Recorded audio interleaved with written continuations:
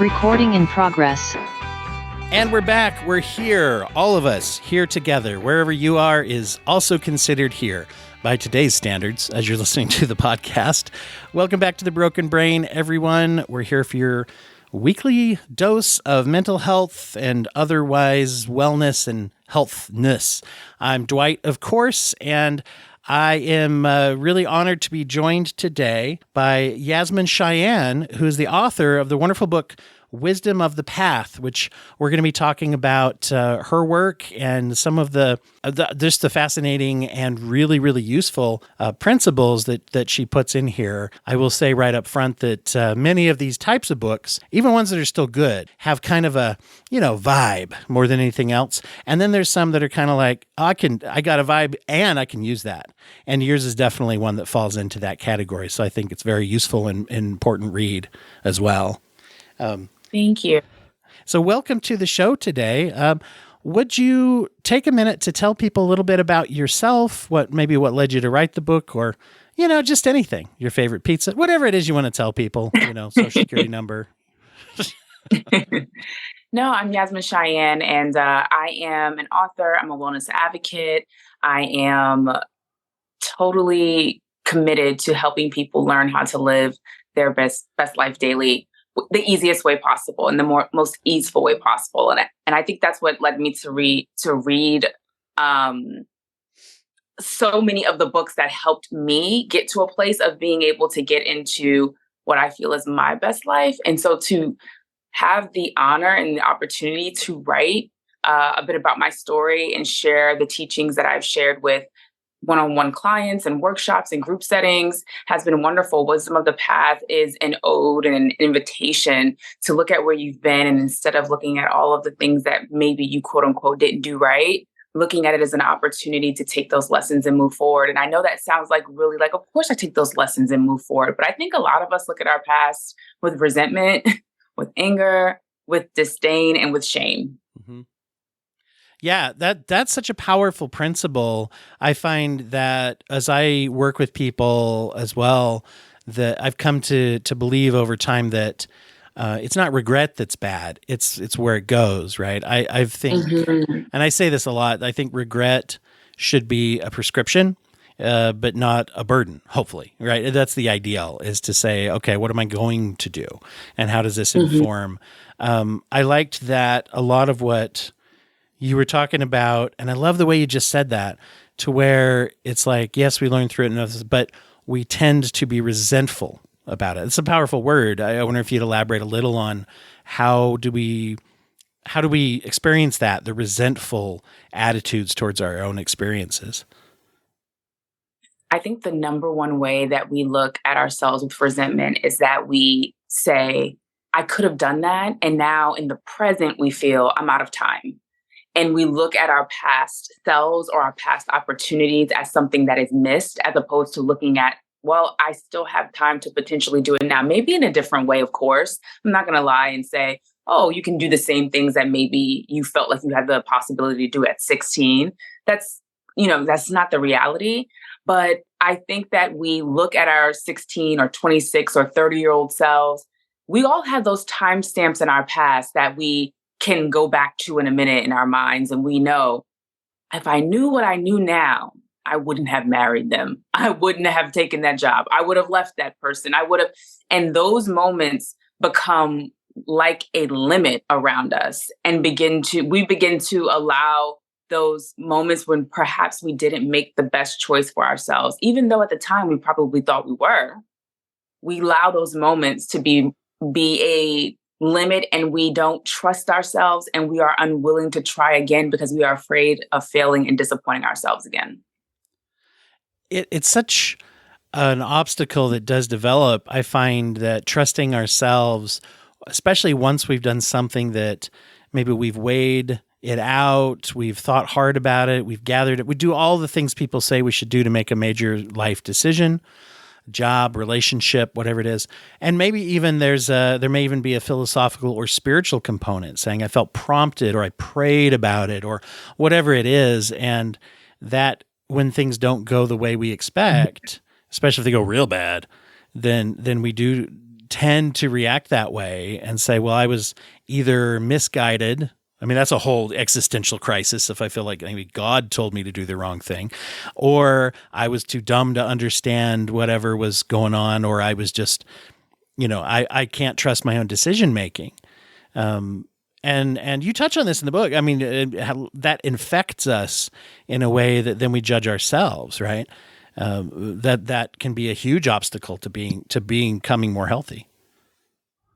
Absolutely. And I think, the antidote to resentment is grace, but we're not really taught to give ourselves grace. We're taught to do it right. We're taught to make sure we get it right the first time. And right is usually based on whatever our family believes is right, whatever we're taught is right, or our societal context or culture. That's what right is. So we don't even get an opportunity, most of us, to decide what right means for us. So we don't even know what right is. We're just making decisions that we think are the checkbox for what we should, quote unquote, be doing. And so then there's also that piece of, I didn't even know what I should have been doing at 18 when most of us are making pretty major life decisions for the first time, based on what people think is best for us, or based on what we thought was best for us at the time.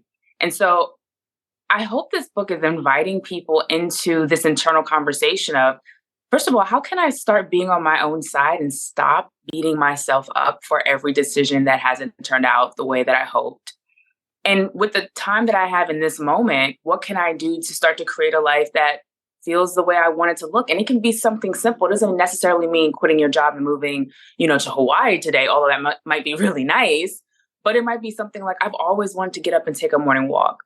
There's so often I talk to people when I ask them, what would you do if you could do whatever you want to do with your day? It's never, yes, it's travel around the world. I think that's one of the top answers. But also I would get up and I'd have my coffee and I'd take a walk, like simple, accessible things that we feel like because of past mistakes or the job we chose or whatever that we don't have time to do. And I always encourage people, like, how can you find a way to fit you in? That's a good concept, to fit you in, because I think that is, that's the antithesis of what you're talking about, right? Is the idea of saying, I don't have time, because the I don't have time often applies to us and something that's healthy, particularly when it's healthy for us. And let me put it this way. Even people who love and care for us, they're either not aware or they don't necessarily feel the drive or time to go, let me proactively reach out to everyone in my circle and make sure they're taking self-care and showing themselves grace. And if they aren't, I'm going to make them, we just can't do, just like we're not necessarily doing that for other people either. Even if we try here and there. Are you okay? Are you being healthy? You should go for a walk. Anyway, do. But if you haven't gone for a walk the next month, I'm not going to wake up and go, oh no, I wonder if, Yasmine's walking. You know what I mean? So trying to choose to do that is just even the acknowledgement that that's a choice, right? Yeah. And I think, and I talk about this in the book, I didn't feel like I had a lot of choice in my life. I didn't know that I didn't feel in charge of my life. And I think a lot of people might relate to that. You feel like I'm an aunt, I'm a wife, I work for people. I don't really have a lot of control. I just have to do things. And so that in itself feels very limiting. It doesn't feel like you have any more spaciousness in your life. I talk about this in the book, but when I was a single parent, that was one of the times where I think I felt the most like I have no control. And I felt within myself, well, I'm the reason I'm a single parent. I'm the reason that everything is so hard. It's true that I am a part of the reason that was my circumstance at that time. But I wasn't looking at it from a place of how can I help myself get to a better space? I was looking at it from, you failed in your marriage. Now you're failing your child. Now you're failing, it was just, it was a really, I was just in a place of beating myself up and really tearing myself apart because I could not have ever imagined myself in that tough of a situation where I, was financially struggling, didn't have the money to, buy food for myself. I was only able to really provide for my daughter, which was the priority, but it was really starting to impact me physically, emotionally, and mentally. And so when we're in some of those tougher situations where it's not easy to figure out how to get out of it. And sharing it with people is going to come with potential judgments and opinions and all kinds of things that are going to be hard to take in. It's hard to want to move forward, and it's hard to know how to put the first, what is the first step? People always say, just take the first tiny step. Well, in those times you think, what is the first step? And I think for me and for a lot of us, it's being willing to find a safe person or place first with ourselves to admit this sucks. I'm struggling, because sometimes we don't even want to admit it to ourselves because we lie to ourselves, because it's easier to lie to yourself than admit, hey, it's really bad right now. You might need to, wave the white flag. The second part is finding someone safe to admit to, I am struggling. I need help. Can you see me? Can you help me? Can you hear me? Because that's what dissipates our shame.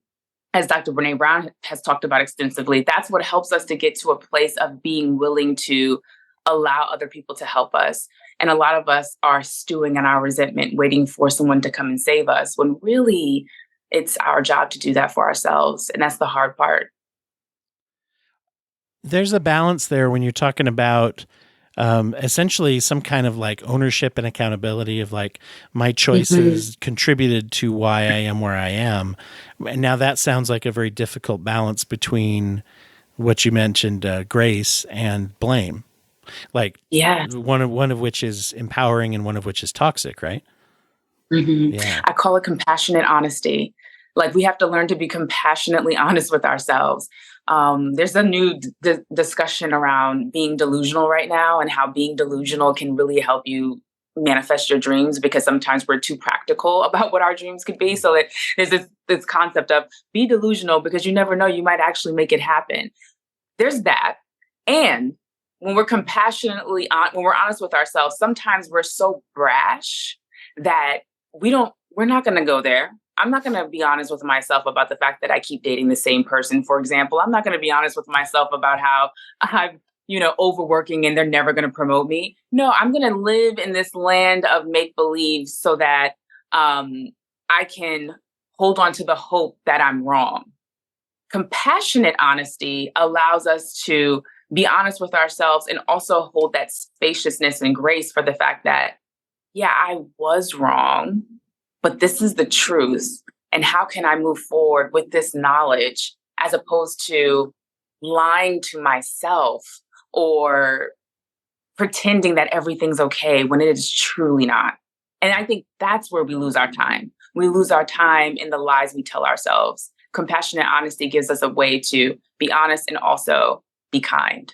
I really like that term and you talk a little bit about the dangers of toxic positivity, of how that can be that requirement of everything has to be cool and everything has to be in the moment for my good. And then yet at the same time, not sacrificing the idea that in the long run, everything can be useful for my good or learning or whatever. And so I like that. The compassion, honesty concept is really powerful. One of the things that I wanted to share, let's see, is I really like that you shared a really good definition of codependency. And do you mind if I'm going to read just a little bit from your book, if that's okay? Would love that. I'd be surprised if you said no, I guess, but I just wanted to make sure there's recorded evidence that you gave me permission to use this excerpt. No. Let's see. I believe codependency lives in the place where you are so fed up that you don't care that they're sleeping outside tonight. You just need a moment of peace in the place where you can't sleep because you don't know if they'll ever make it home safe. This duality is so toxic. If an outsider walks into your home, the tension is so thick that it's like inhaling smoke. It's a tightly guarded secret, and yet everyone knows something isn't right. If we should gain the strength to part our lips and speak of it, then we'd have to do something about it. So it always felt much safer to talk about nothing at all. So yeah, I love this because one of there's a lot of problematic terms that my profession throws around. Like codependency is one that I talk a lot to people about. I'm very careful to use that in session unless we have a tight working definition of what it means for that person, because codependency, the problem with it is it's vague often and nobody knows what the hell it really means. And often it's used as a way to blame people for, oh, you're in another unhealthy relationship, huh? Codependent, and let's blame you for it. But anyway, I really like the way you bring some definition to that that's a little more nuanced and drawn out. And I wonder if you share some of your thoughts about the how that affects people's lives. Yeah, I really appreciate your reflection on that. And I love this question, especially with your profession, because I'm always cautious about using terms like codependency, narcissism, all of these different things that I think we just throw around as a typecast for behavior that is really something that only professionals should be talking about. But I think that when we look at true codependent relationships, especially as they were originally defined with dealing with people who are battling addiction, alcoholism, things like that. For my personal experience, it was an opportunity to really look at, when I was writing this book, how are the ways that we choose codependency without realizing that that's what we're saying yes to. And in my family, we chose it through silence. Silence was an easy way to escape the reality of what was happening around us. We weren't saying don't talk about it. It was just like an unspoken vow that if we don't speak about this, then we can at least have whatever version of normal we believe we're living in. And if we spoke about it, then it would pop the bubble. And what it would do is what most people are afraid of. It would force us to have to make a choice. Because once you admit what's happening and you realize that it's dysfunctional and it's not healthy and that you're not happy, you probably are going to do something about it. Or worse, you choose consciously to stay. Now you know you've chosen it. So with my family member that I share in the book who was battling alcoholism, I think it's really important that we look at the ways in which we take on the things that we grew up around, not even recognizing that this is now a type frame that I've internalized as normal. I've internalized silence amongst dysfunction as normal. I've internalized chaos as normal. And we often talk about wanting to break generational curses or, create generational blessing, starting anew. And I think it starts with compassionate honesty. And I hoped that by sharing that story around codependency and my family and how I think it exasperated the situation, I hope that it allows other people to see that it's through that compassionate honesty that we begin to really free ourselves and free the people coming after us, our kids, our nieces, our nephews, our family, our friends from those same circumstances as well. You talk about the importance of finding and making choices. It's funny because avoidance comes to my mind, maybe because it's one of my favorite unhealthy coping skills, is that if I know that voicemail or that email is going to be bad news, or I think it might possibly be bad news, I don't want to open it. I don't want to hear it. Oddly enough, that doesn't really make it get better. Especially whoever it was that sent, I don't mean metaphorically, email, voicemail, envelope, whatever it is, it's like, I don't want to go there. Usually the person sending it, number one, it's not always as bad as my anxiety parts tell me that it's going to be. It's usually quite manageable. It's also annoying to the people that are trying to reach out and say, hey, can we talk about this? No, we're not going to talk about this. It's like, so it does get harder, but even though I know that, right, there's always a part of me that wants avoidance. And as you say, silence, that reminds me of that, of like, if I don't look at it, it's like that concept, and this rings true for a lot of people. If they don't do this, they probably have a family member who does. If I don't go to the doctor, I won't find out that there's something terribly wrong with me. Mm-hmm. I'll just kind of try to ignore the symptoms and pretend I'm okay, and that some vitamin C will help, right? Oh my gosh.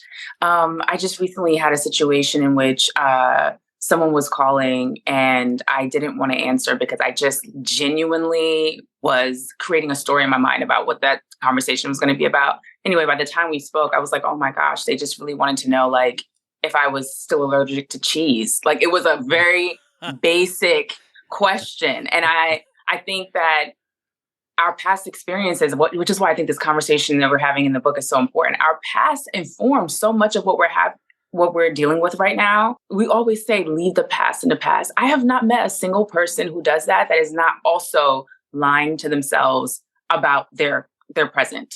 Like, when you shut the door to an emotion, we don't just shut it to the past and I'm sure you know this better than anyone, but when we shut the door to emotion, when we shut the door to I won't let love in, when we shut the door to everyone's trying to hurt me, it doesn't just happen with relationships or with friends or at work. It happens all around. We shut the door all around. We create that barrier that doesn't allow love in, that doesn't allow truth in, that doesn't allow honesty in, that doesn't allow peace in. And so uncovering these stories that we're telling ourselves, and I talk a lot about that in this book, the stories I had that weren't even true, that I made up to make myself feel safe because no one was telling me the truth. I hope that while we uncover those things, that we give ourselves the freedom to create new stories about what we desire, about what we create for ourselves now and what we can create moving forward. Because that's where our power lies. Our power doesn't lie in shutting off. It really lies in allowing ourselves to create what we want. I wanted to ask, and not to get into spoiler territory or to have you take too much out of it, but there's one story that stood out to me very much as I was reading it. And in my mind, I just call it the story of the $500. And I'm assuming you probably know what that is. I wonder if you'd be willing to share that with people. Yes. Yeah. I mean, obviously you put it in the book, but I just mean, I wonder, could you tell people about that? This story, and we touched on it a little bit. I started the book with this story, and it was during the time that I was a single mom. I was raising my daughter alone. I just moved out, just separated. And I was walking home like I had done every single day. This day stands out so clear. And I'm sure if you're listening, you have days like that too, where something happened and it's like you can transport back. I was walking home. It was cold. It was brisk. I was walking fast because I was running late. I was running late to pick my daughter up from daycare every single day because there just was not enough time for me to get home, get my car, and drive to pick her up in DC traffic. And so on this particular day, I was thinking about the same thing that I've been thinking about every day, which is I don't have enough money to buy groceries. On the way home, I walked through this huge, giant parking lot with people that were always putting their groceries in and people pushing people's carts out. And so it almost felt like an attack. It was like right in my face. Like, look at all of this abundance of food that you unfortunately cannot afford right now. And so as I was walking, people load their car just assuming, and they're thinking of other things. They're not thinking of, even if they're thinking of, gosh, I mean, nowadays, right? Groceries so expensive and this is annoying. And it's like, it's annoying to run this errand and pay this much, but it's assumed that I can. And that's a great perspective you mentioned. Yeah. And I think it's also a perfect example of how we project a little bit sometimes. Like they're just living their lives and I'm having this entire experience internally. As I was walking that day, I decided to cut through the parking lot. I never do that. I always walk on the sidewalk. And this day I was like, I'm going to cut through the parking lot. It'll probably be quicker. It required me to move through cars. The parking lot is full. So as I'm walking through cars, I look down, and I legit see $500 on the ground all together. I pick it up, and this is before like those social media videos where people put $500 on the ground, like social, to see like who's going to pick it up and try to find the owner. Like I wasn't thinking those kind of things. I was thinking, there was no right. There was no like there was none of that. A TikToker is going to come out and say, "Hey, you did this," and Right. Besides, I think a lot of those they stage anyway. Right. But this is like legit back in the day where you find cash on the ground and it could be yours. Yeah. And so I picked it up and I thought, oh my God. Immediately I knew this is not my money. And in that moment, I was so upset because I really needed that money. Again, this is years ago, so $500 would have gone a long way. It's still today, but I mean, it would have really gone a long way. And as I looked to like my right, I saw this older man. His car is a mess. There's envelopes all over the ground around his car. He's patting his pockets. He's looking around. And immediately I know it's his $500. And I give him that money and I walk away in tears. And I think the reason I decided to share this story, and there's more to that story in the book, but I decided to share this story because when I read self-help books or books around wellness, I've always found that the initial story was incredibly speak easy and like, oh, there's this light. And I think light is important. We need that in our lives and we need good stories. And this story does end really well, I think, and long term over my life. But I think a lot of us are looking for the stories that match the pain that we're holding that we don't want to share with others. And I really struggled with sharing this story first because I was like, I don't want to turn people off. People are looking for something like to show them that it's going to be okay. And I don't think that there's a better way to show people that it's going to be okay than to share the real crap that we go through sometimes that's heavy and how it got to be okay.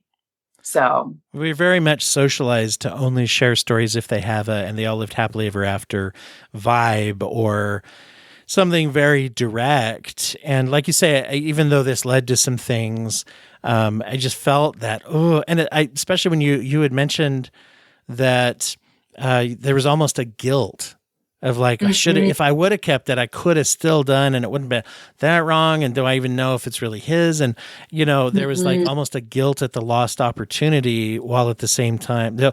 And I loved that because even though you did the right thing, there was not an immediate, I did the right thing. I am a good person. It was more like, what the hell, why did I do that? Right.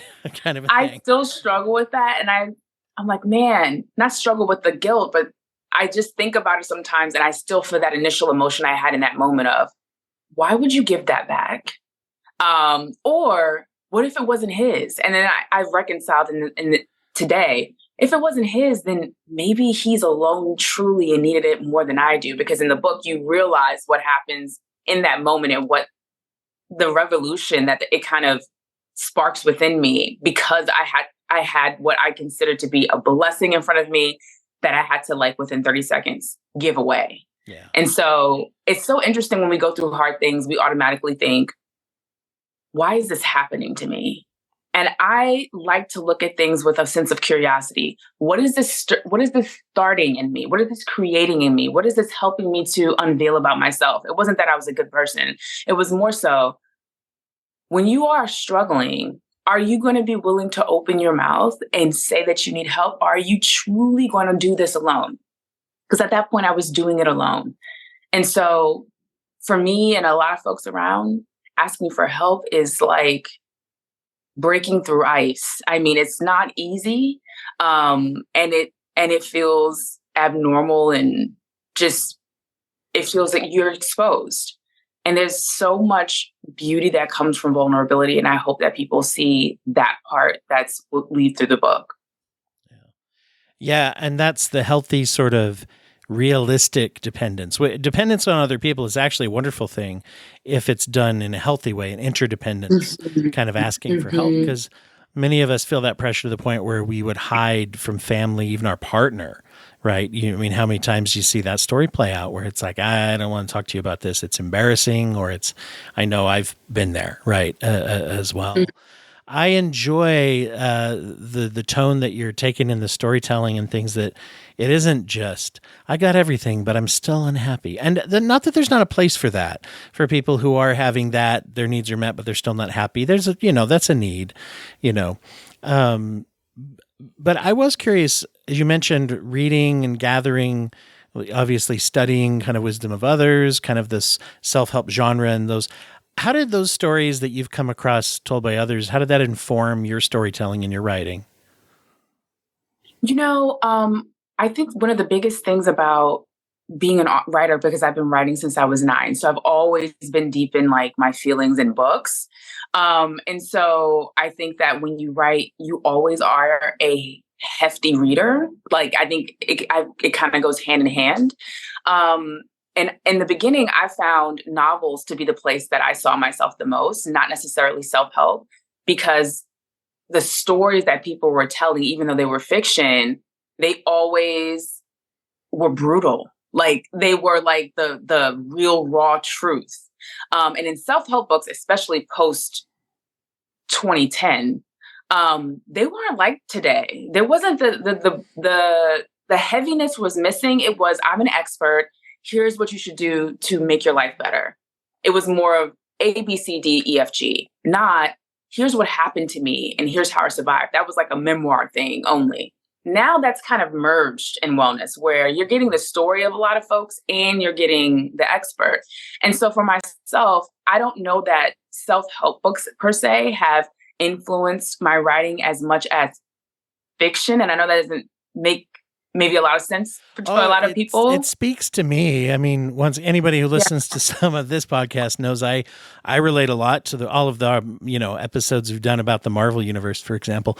But I relate very much to the world through fiction. So to me, it makes a lot of sense. Yeah. Yeah, the storytelling and the way that you can unpack. Sometimes even when I'm telling the story about the parking lot, I really try to tell it from the perspective of what you would read if you were reading a novel. I want to put you in this parking lot with me, not so that you feel what I was feeling, but that it can unlock the emotions that you are feeling that maybe you're not paying attention to, which is why I think we love movies, which is why I think we love listening to podcasts. It's because we get to feel something that maybe we're not brave enough or courageous enough yet to feel ourselves. And so that's what's informed my writing. Although I do like self-help books and I enjoy them, I don't read them that much. I think that being a self-help author, when I write, and I'm always writing, I like to kind of lock off myself from the wellness world and really get in tune with what it is I'm supposed to be putting out into this book so that I'm not influenced any way here or there. But my faves, I love Dr. Brené Brown. I love Elizabeth Gilbert. I absolutely love what I feel like is the originator of what we're doing now, Dr. Maya Angelou, who started it with I Know Why Occasion Person. I just feel like that book is a memoir, but also like, here's how to really show up in the world. So, yeah. Yeah, I've been grateful for the exposure I get by interviewing authors too, because sometimes because it does take a certain mindset of like, for me, even just reading nonfiction at all, sometimes is like, okay, am I ready? And then I'll read something, it'll be fantastic, right? A lot of times, but gearing up for that. So I really do relate to that. Those are actually great recommendations. I agree with with those things. Yeah. Not that it's not about whether I agree, but I think that those are great things. And I think that you're up there, with those things now. I mean, it makes me excited to follow your work and to learn more about your perspectives as well. I would put this up there with those things as far as the power of your storytelling. So that's just a little plug I'm putting out there for your book. I think people should definitely read it. Wow. Thank you. You're welcome. I mean, I'm appreciative. I'm thankful to you for putting it out there and for the vulnerability that takes. I want you to be able to tell people where they can find you and your work in wellness, and as well as the best place to get the book. First of all, I have my little thing everyone's used to. I like to ask everybody who's on if they have something that they could recommend to people as a way to give back to their community. Could just be a healthy giving practice, or it could be, a nonprofit or a charity or something that's near and dear to your heart. I would love to share the Loveland Foundation. I'm not sure if you've heard of it. It was started by Rachel Cargill, and she started it through an IG story that basically was, I'd like to raise $250,000 to provide free therapy for Black women. Black women are disproportionately struggle with having access to therapists and therapy. She raised it, and now it is a huge nonprofit that provides that. And it is free. You don't have to tell your story. You don't have to be nominated. You just apply and say, I need help. And they pay for, I think, 10 sessions starting up front. So the Loveland Foundation, if you're looking for a way to support people that are looking for ways to support their own mental health. I did not know about them, and particularly that's fantastic. I've been focusing the last year or so a lot on the different ways to find accessibility to care as just a little private practice person out here, trying to say, what are other ways I can charge less, or that I can provide more of that without, going out of business. But just even on that person to person level. So that's fantastic. I think that the real provision of services just like that, especially to that population, I'm going to look them up now. As a matter of fact, I should try to have them on the show. So that's great. I really appreciate you sharing that. Where do people find you and follow you? And I always like to ask too, if there is a place to buy the book that is either more in line with where you want people to, or maybe more advantageous to the author, because some services, support the author more than others. Yes, thank you. So you can find me on Instagram, Yasmine Cheyenne. And that's also the same as my website, yasminecheyenne.com. Wisdom of the Path, you can find anywhere and any retailer. But if you'd like to support a small indie bookstore, I would absolutely love that. And you can go on bookshop.org. And there's so many places that you can support and buy the book through indie book stores. Also, last thing I want to say is I also have a book called The Sugar Jar. So feel free to buy both. Get on your healing journey. Yes. Thank you so much for sharing that and for being on the show. Want to let people know as well, you can go to dwighthurst.com. There's a lot of little resources and things that we're putting up and sharing there. This episode, I believe, is coming out in the month of May. And just a reminder to everybody is that I'm giving, I probably put it up top as well, but we're doing just a focus on the Amazon wish list for a domestic violence shelter in Nashville. And so that's going to be on there as well. If you go to dwighthurst.com/podcast, there will be a link to that. And there are also links to places you can support the show as well. I would ask in this month that if you have some resources like that, dedicate them to getting some things for the shelter there. Then you can hit us up next month as well.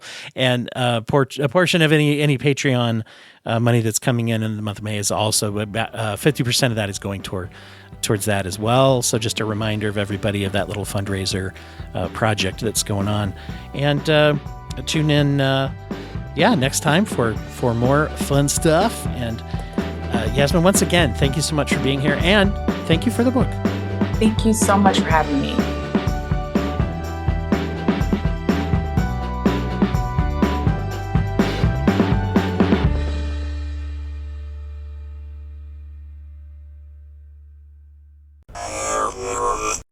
Thank you for listening to the Court Arts Podcast Network. To listen to more Court Arts shows, visit courtemparts.com.